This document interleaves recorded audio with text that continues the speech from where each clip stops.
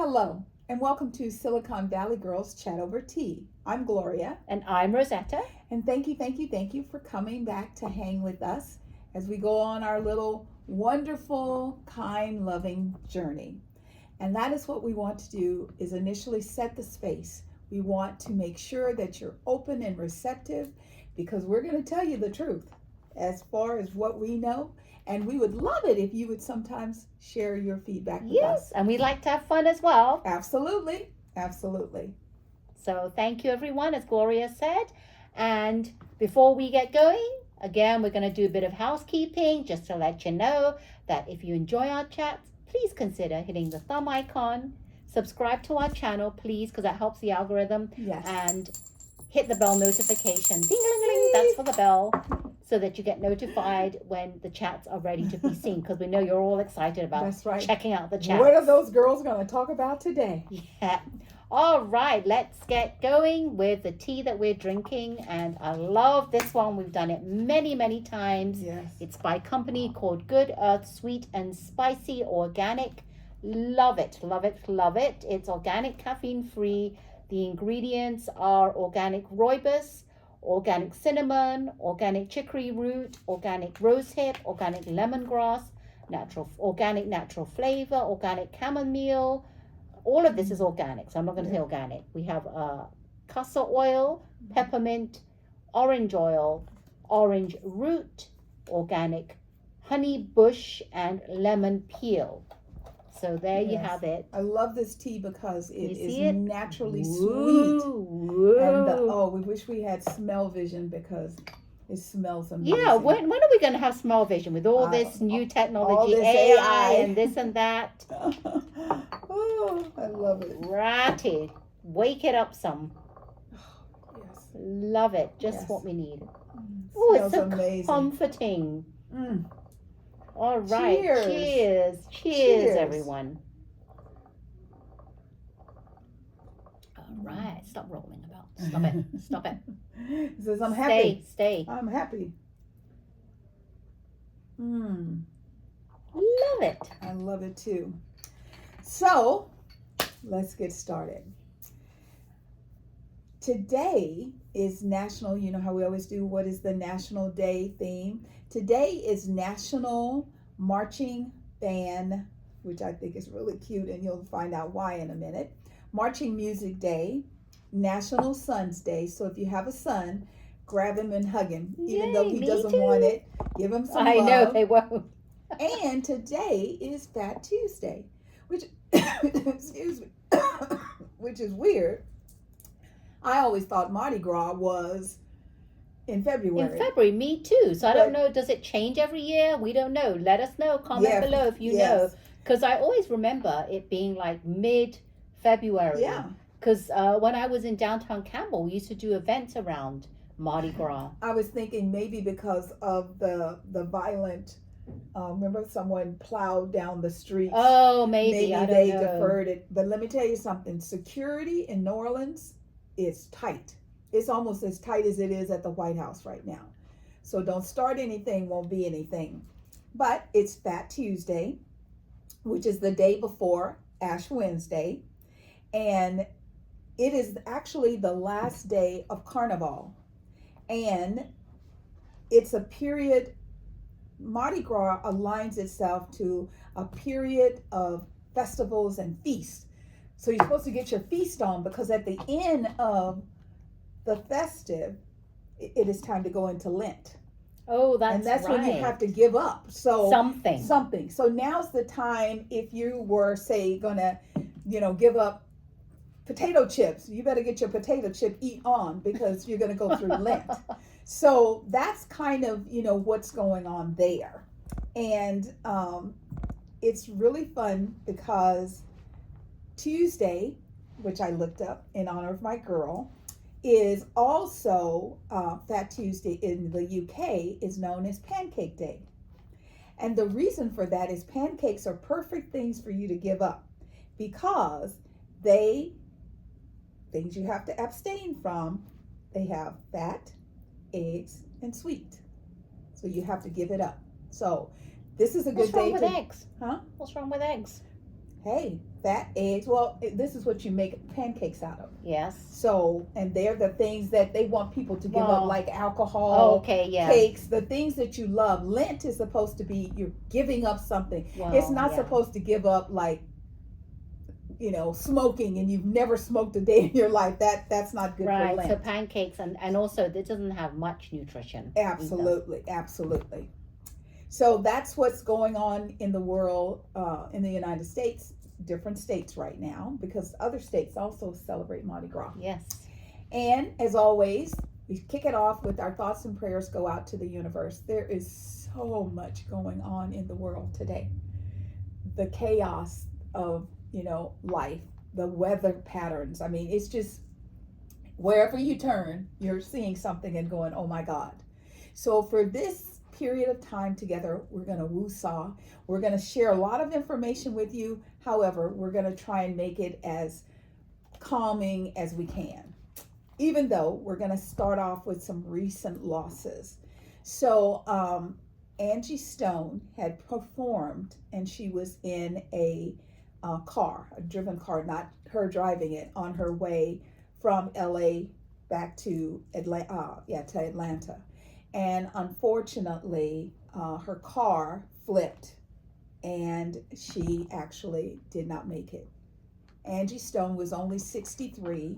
She was an honorary member of the Zeta Phi Beta sorority, and she established a foundation called Angel Strives to support the community. Like she had songs like No More Rain, Sunshine. I mean, great songs. I Want to Thank You, More Than a Woman. So she was very female positive in her music. So that was really sad. And then we heard that one of the neighbors was walking by and Gene Hackman's door was a little ajar. And so he looked in and he saw Gene Hackman. Then he placed a call to emergency services.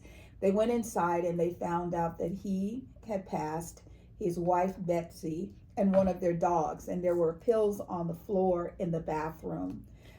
Their home was in Santa Fe. So because of these circumstances, they're still investigating. But Gene Hackman was a cornerstone of movies. He was in Superman as Lex Luthor. Yes, he was. He was in Royal Tenenbaum, which is sort of like a political satire. He was in Heartbreakers with Sigourney Weaver. And for me, as a football girl, he was in a movie with Keanu Reeves called The Replacements. So that was, another tragedy. And then yesterday we heard the passing of Dolly Parton's husband, Gene, and he was 82 years old. And we just wanted to acknowledge them. There are more, trust me, there are more. These are just the ones that... They're all young, 63, 82. 82 is young still. Yeah. Because you have people now living till 90, close to 100. Especially when you're rich, where you can afford the best of medical care. So our thoughts and prayers go out to the families, and we know that this is devastating. So we just hold you in our thoughts and prayers. Update on the Pope. Unfortunately, he's continuing to have some medical setbacks. In fact, yesterday, the Pope suffered 2 episodes of acute respiratory insufficiency, and that required him to be put on a non-invasive medical ventilation system. So people outside are surrounding him and giving him prayers. So we hope everything's going to turn out okay. Well, that's not good once you put them on ventilation. No. And he had 2 incidents where they felt they had to do something. Wow. And there are conversations, of course, of trying to find the next replacement. Pope Francis, one of the things I've never understood, why does the Pope have to be so old? We get a good Pope, and then before we know it, they're because they have to do their time.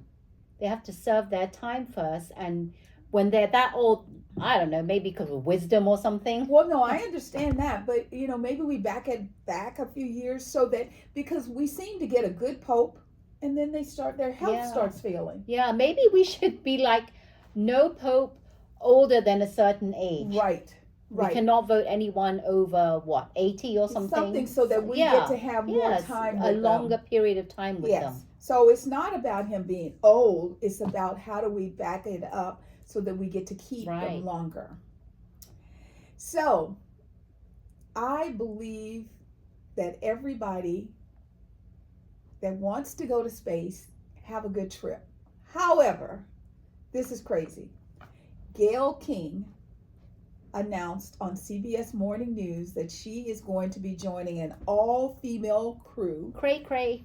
To join on the Blue Origin flight mission rocket, which is expected to depart sometime this spring.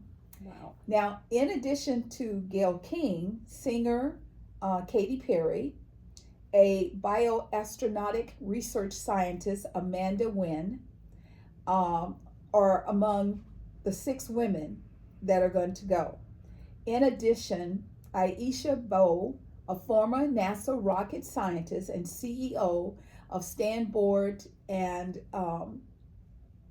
Carrie and Flynn, a film production, is also going to potentially go. There is another woman, Lauren Sanchez. Jeff Bezos' ex-wife. Yeah, she's a pilot, a journalist, and vice chair of the Base of Earth Fund, is also slated to go. And as of the last time I saw, she was still engaged to Bezos. So you think to yourself, okay, I'm going to get on this rocket ship, but I'm going to get on this ship with the creator's significant other, the love of his life. I still wouldn't get on the rocket, but that's just me. Yeah, I don't know. I don't think I would either. Yeah. And I mean, and then Gail was making a joke talking about, she asked the other women, are you scared? And she didn't say scared. She said scared, like. Why is she? Yeah. Yeah, she's scared. So why is she doing it then? I have no idea. I really hope that nothing happens, but yes. You never know. You're taking a risk whenever you sign up for that. There's always a risk. And I know people out there going to say, well, there's always risk for everything. There's a risk when you're driving. There's a risk when you walk across the street. But this is different risk. This is a big risk, and it's like a selected risk. Even though walking across the street, but this is a major walking across the street.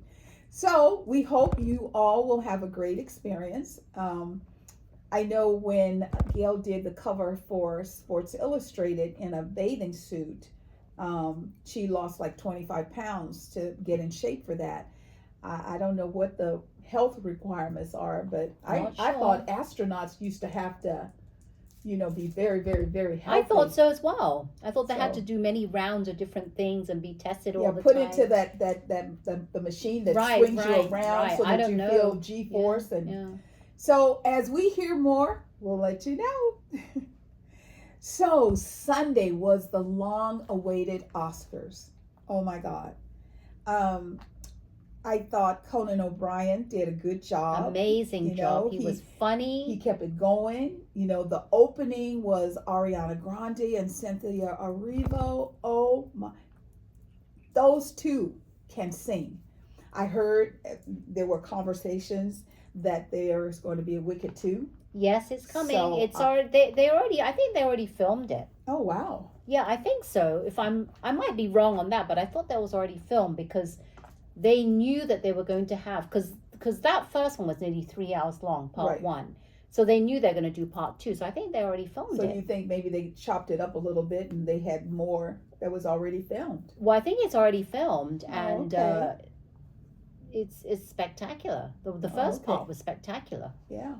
I love how they brought in the community. They had, once again, the firefighters were on stage. And Conan was like, I don't care how long it's been since the fires. There's some jokes I just don't want to do. So he made them do them, which was, then people kind of laughed. But they were still a little ouch kind of jokes. I love the fact that they talked about how the citizens of LA are resilient and they will rebuild and they will come back. So that was really, really good.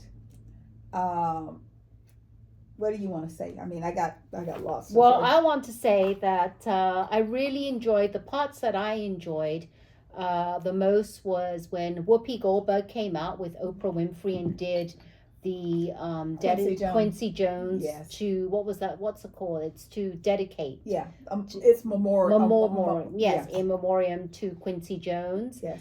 And Queen Latifah came out and sung "Ease on Down on the road, ease on down, ease on down the road." That's she was right. She was good. I liked her. Yes. Whoopi's dress was amazing. Yes. I thought it was like a metal stiff dress, right. But I found out on The View that it was soft. Yes. And Whoopi looks really good in fitted clothes, and she never wears fitted clothes. No. It's always she loves to be free loose. And easy and baggy and everything, yes, but loose. Because she's lost a lot of weight. I think she maybe has lost 100 pounds. However, she still wears a lot of the same clothing because she's not one for fitted. Yeah. I knew that Quincy Jones was very prevalent in he did the soundtrack for The Color Purple. Yes. I just didn't know that he picked them both. Yes, he picked them Whoopi both. And he picked Oprah. Yeah. And Oprah said that was her first coming out movie. And I thought, wow. Yeah. Wow. Yeah, so, all that time back in the days. Yes, that was really interesting. So some highlights for me was when Adrian Brody won for Best Actor in a Movie for The Brutalist. They started playing the music and he goes, "You can just turn that off." He was like, "I'm not, I've been waiting a long time to get back up here," because I think it had been over 20 some years. So he had things to say. Zoe Saldana won for Best Supporting Actress for Amelia Perez. I liked what she said. She said, "My grandmother came to this country in 1961. She said, I am a proud child of immigrant parents whose dreams and dignity and hard-working hands. I'm the first American of Dominican origin to accept an Academy Award, and I know I will not be the last." I mean, that was just beautiful, because what's going on in the United States right now is a lot about immigrants and what's a good immigrant versus a not good immigrant. And for her to talk about her grandmother and hardworking and using her hands to accomplish things, I thought that was very interesting. The big win of the night was Honora, which is about professional street workers. And I like how Conan O'Brien said, because they were up for 4 awards, they won everything they were up for, all 4. And Conan said, I think Americans are happy to see someone beating a Russian, because it kind of looks like that's not what's going on in our real world. Yeah. So that was, really, really interesting. That was good. And then we had, she said Zoe Saldana, and then we had costume design, which was very good.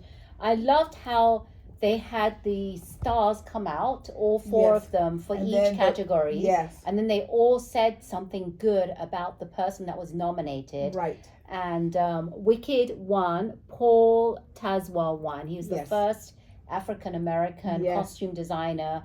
He did that Wicked costume set was amazing. It was amazing. And he's looking forward to the next opportunity. I love that too. Yeah, I love it so much. And then we have production design. Wicked won that again. Mm-hmm. Makeup and hairstyling was The Substance. If you've seen that movie, OMG, that was crazy amount of makeup and hairstyling, and for Demi Moore, and everything that they did, and like when she would, rack lipstick across her face. I mean, it's a good.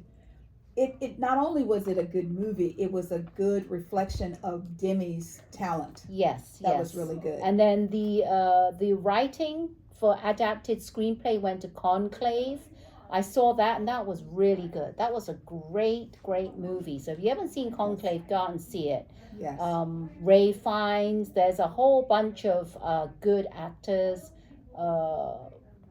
which I can't remember some of the names, but Ray Fiennes was really good, and there were some others. Isabella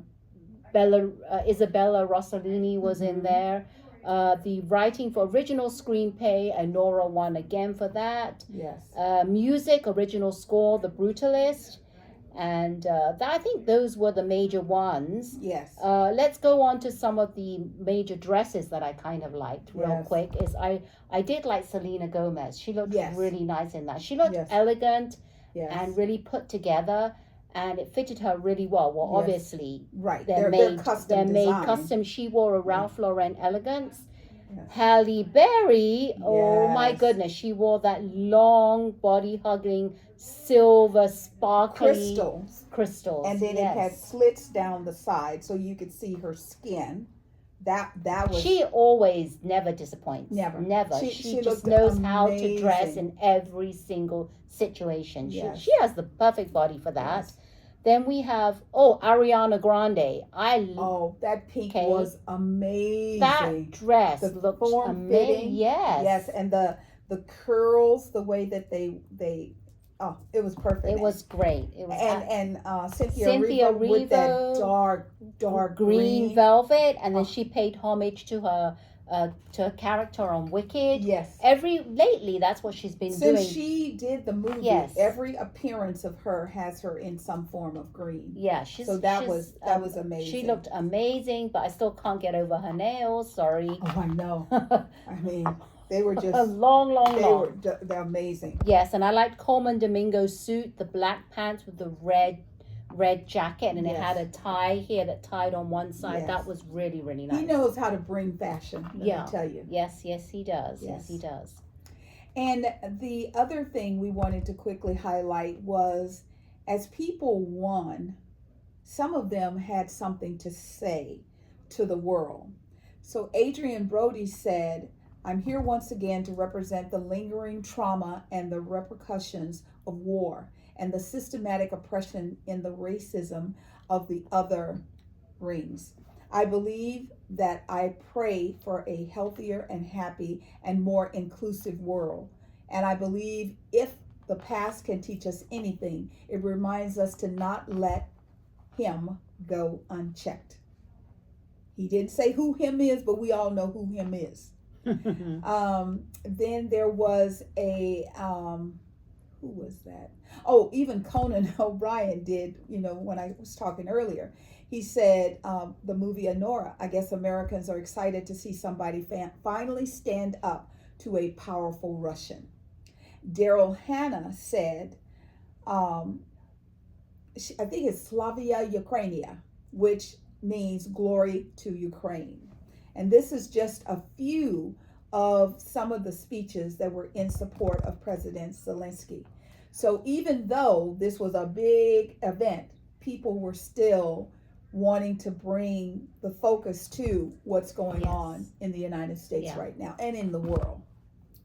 So that's kind of with the Oscars, the clothings, the show, they kept it going. I wasn't disappointed. I mean, it moved fast enough. It was good, but it was long. Yes. I must say it was long. Yes, they're always long. And, it's really hard because 45 seconds to try and thank everybody you know. Now, one of the events previous, I think it was the Golden Globes or something, they put on the screen what the person wanted to say. So you didn't have to keep going on I didn't pay attention to that. I forgot about this person, I forgot this, because people get offended. But great job. The Oscars are now behind us.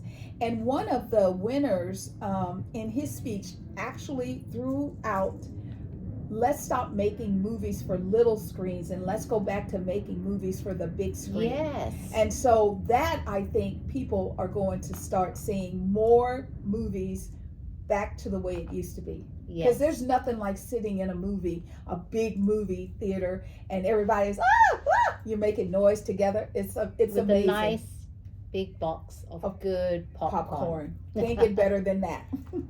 That's my weakness. Yes, mine too.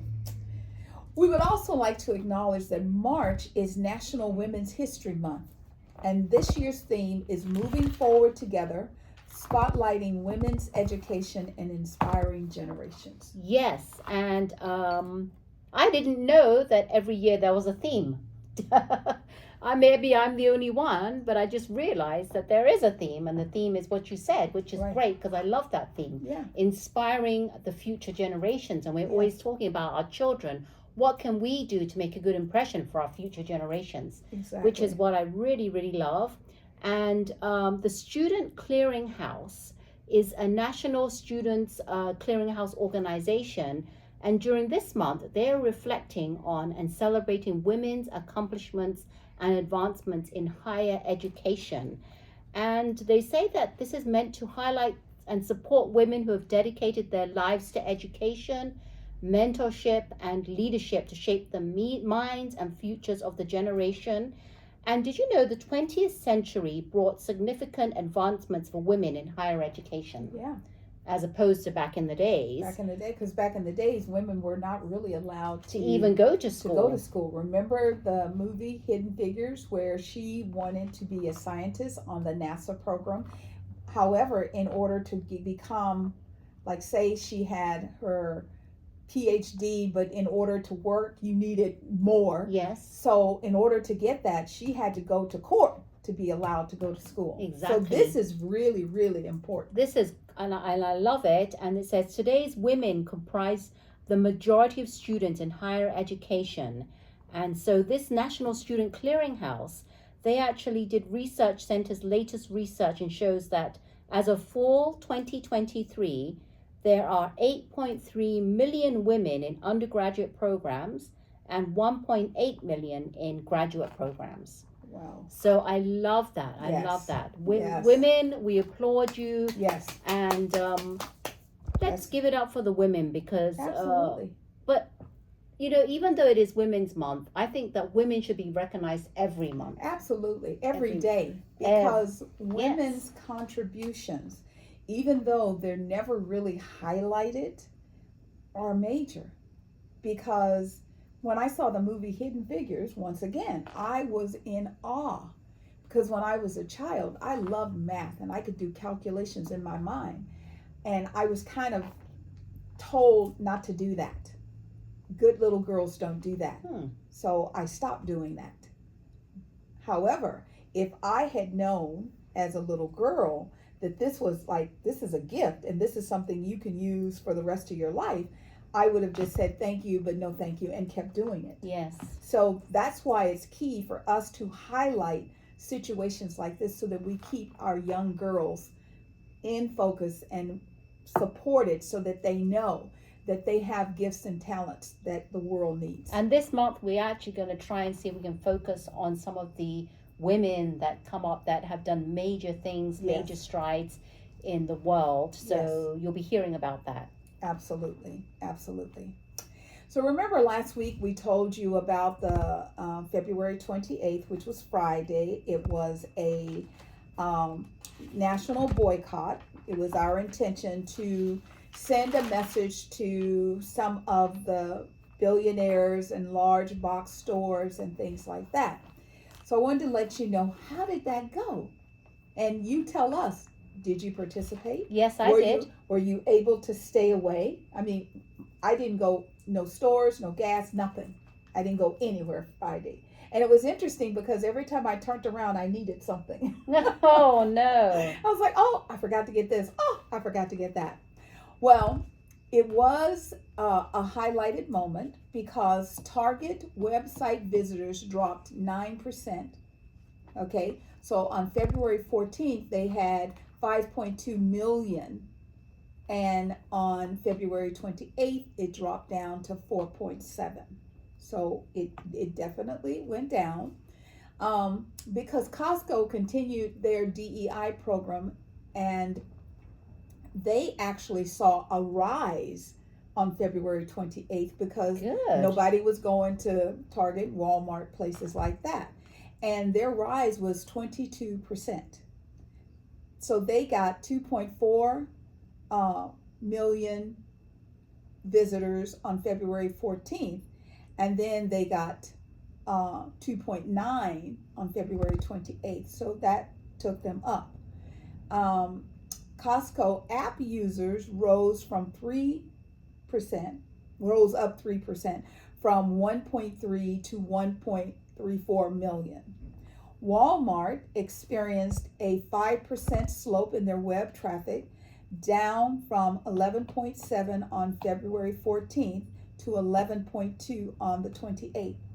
So even though the appearance was that people were still out and about, people actually attempted to send a clear message that what's going on in the United States right now is not for the betterment of the citizens of the United States. That was a really. And we do still have other boycotts that are coming, right? Yes, there are others that are coming, and I think March the 7th is one coming up. Against Amazon, right? I think it's March the 7th is Amazon.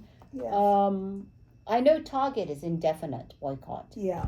And I've heard that, initially Target had said something to the effect of, if you don't come, then like if you don't shop on Friday, on Saturday we're going to increase the prices. Well, they're going to increase them anyway. Yes, they are, because we have recent activities in the administration, and one of the things are tariffs. So we've talked to you about the fact that there were going to be tariffs on Canada, Mexico, and China. And Canada and Mexico had what they thought was an agreement, president to president, that those tariffs were going to be deferred. The initial tariffs to Canada was deferred, but then when they did the steel tariff, it kind of engaged because we get a lot of steel from Canada. So as of today, Canada, Mexico are going to experience the 25% tariff, and China is getting an additional 10%. So now their total is 20%. Because they were given 10% last month. Right. The thing about this is that the presidents of these other countries are like, okay, if you want to put tariffs on us, we're going to put tariffs on you. Yeah, exactly.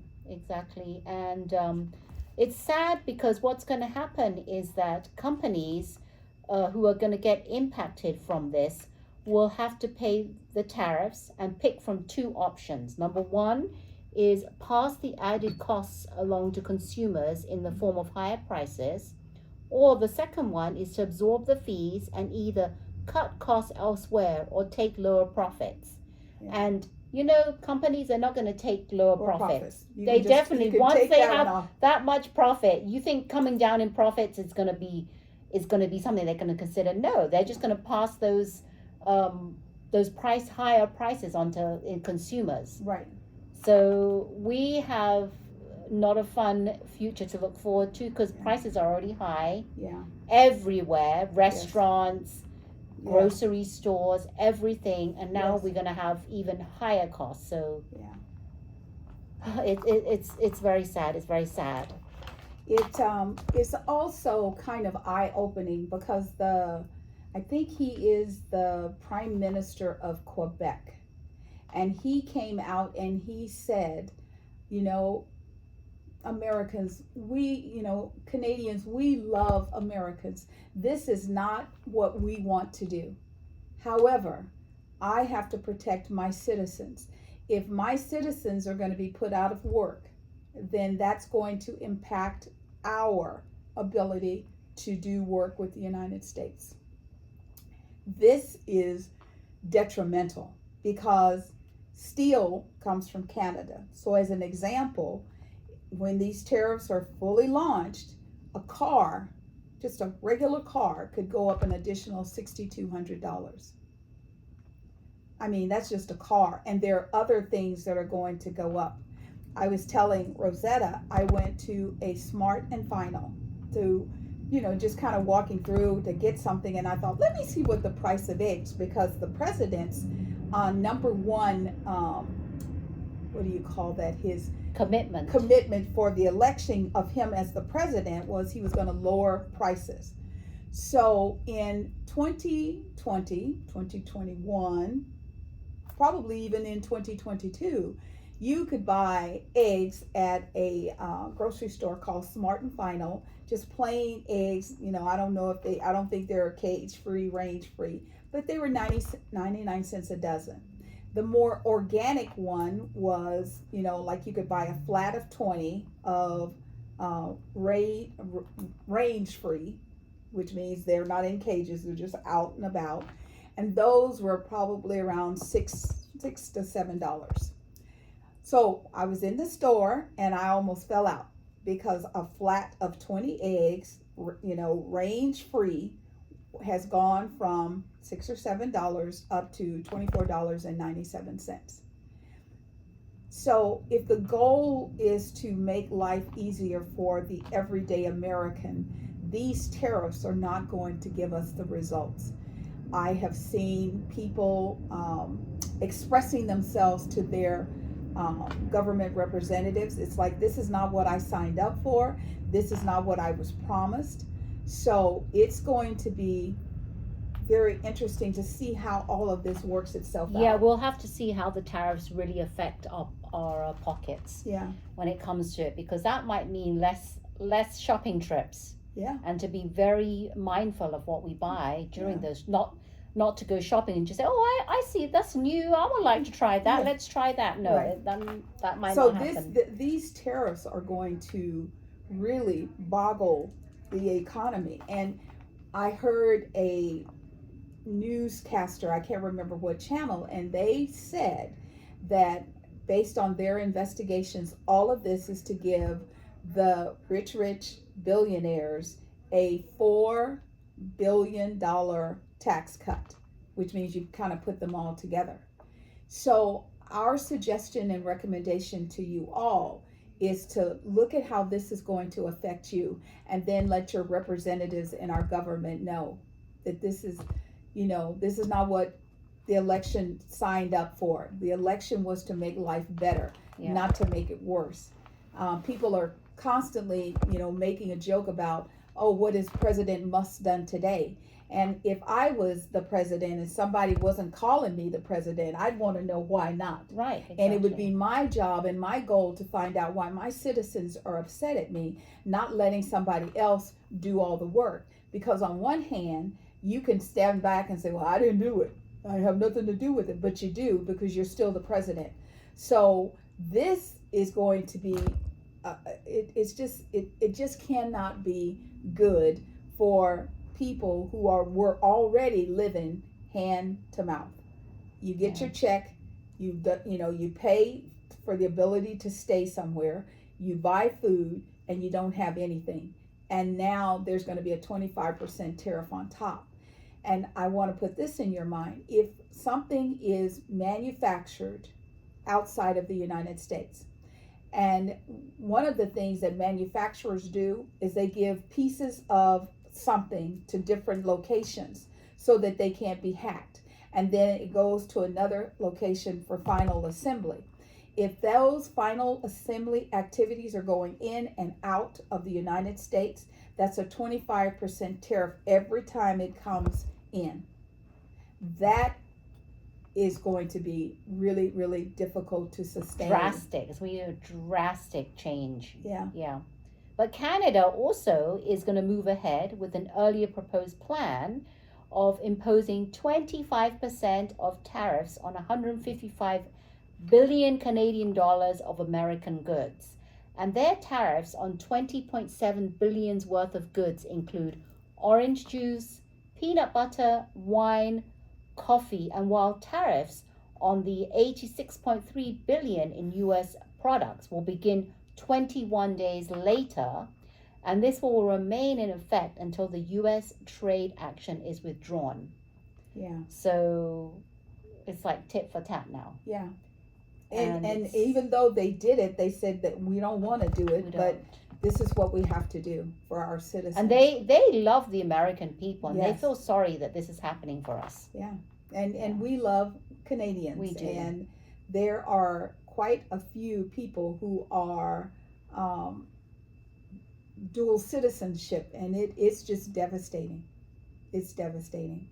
And, kind of along that same line, last week, President Zelensky from Ukraine was to meet with our president to sign a agreement to help compensate the United States for some of the monies that they have used to help President Zelensky fight the war, where his country was attacked by Russia.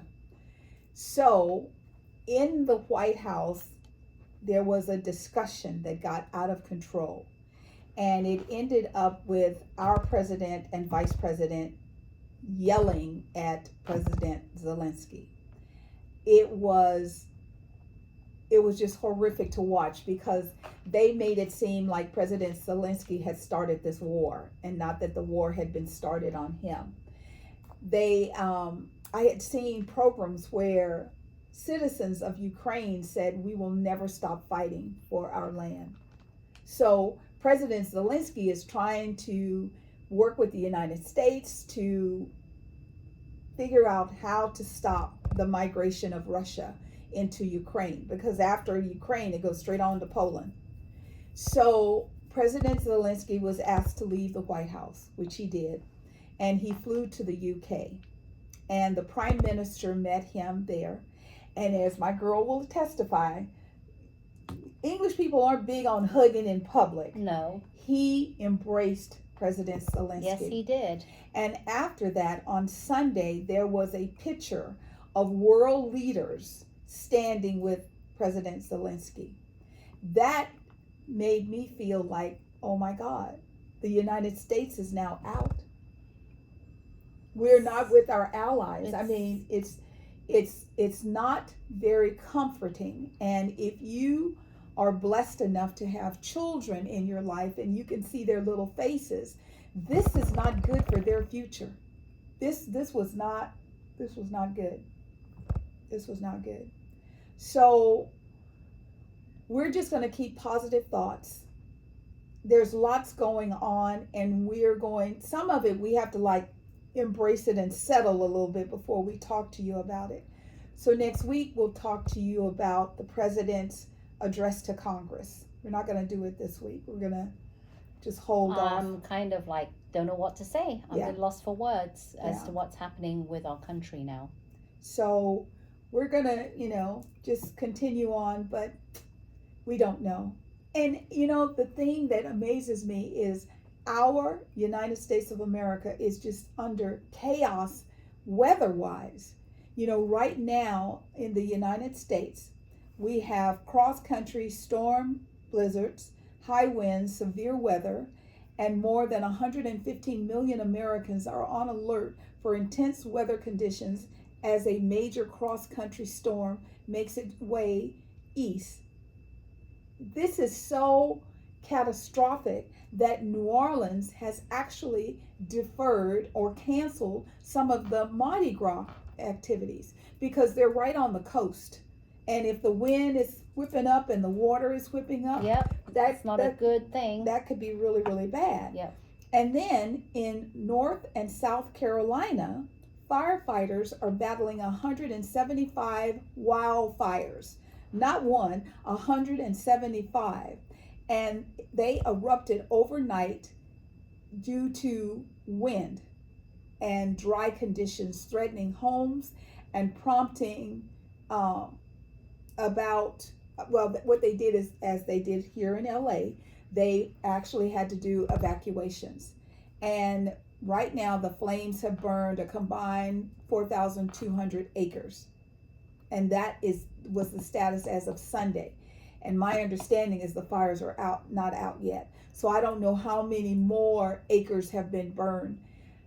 I just believe if we could just calm down and focus on Mother Earth and stop trying to focus on, I'm the big dog in charge and I'm going to shoot you before you shoot me, maybe the planet would calm down and stop trying to burn itself up. This is many, many decades of us humans destroying our planet. Yeah. And as we always say, what can we do to make this world a better place for our future generations? Yeah. So even though we've done so much damage, and as you've heard Gloria said, there's all this fire happening. This is crazy because it shouldn't be happening. And the fires in LA and everywhere else, and And see, we're known for having wildfires. I did not know the Carolinas are not known for having wildfires. So this is just evolving around. So even though you might not like a particular entity, if that entity of our government is for the people, of the people, by the people, maybe consider voting for them. We've got to turn it around. We need people in our government who care more about our land, our earth, than they do about bragging rights. Because at the end of the day, I always say, I keep talking about Moses, let my people go. Something is going to happen if they don't stop playing these games. And by the grace of God, I believe too much is given, much is expected. So when you violate that trust, that should affect you, not all of us. So people are acting like they're indispensable, like they can do whatever they dang well please. Yeah. So that's kind of everything on my list. Did I get everything on your list? Yeah, I think that was what we had for today. Yes. But we did forget one other thing. Yes, most important thing. That we have the teas that have the great proverbs on there. Yes. And Good Earth is one of them. And my one says, don't compromise yourself. You are all you've got. And this is by Janis Joplin. Oh, I love that. Yes. And mine says, kind of in lockstep, and we just pulled them out of the box, don't depend on others to give you strength. Find it within yourself. Wow. Author unknown. Oh. So that's what we have to do, is we have to find the strength to say, no, this is not what we signed up for. This is not what we want.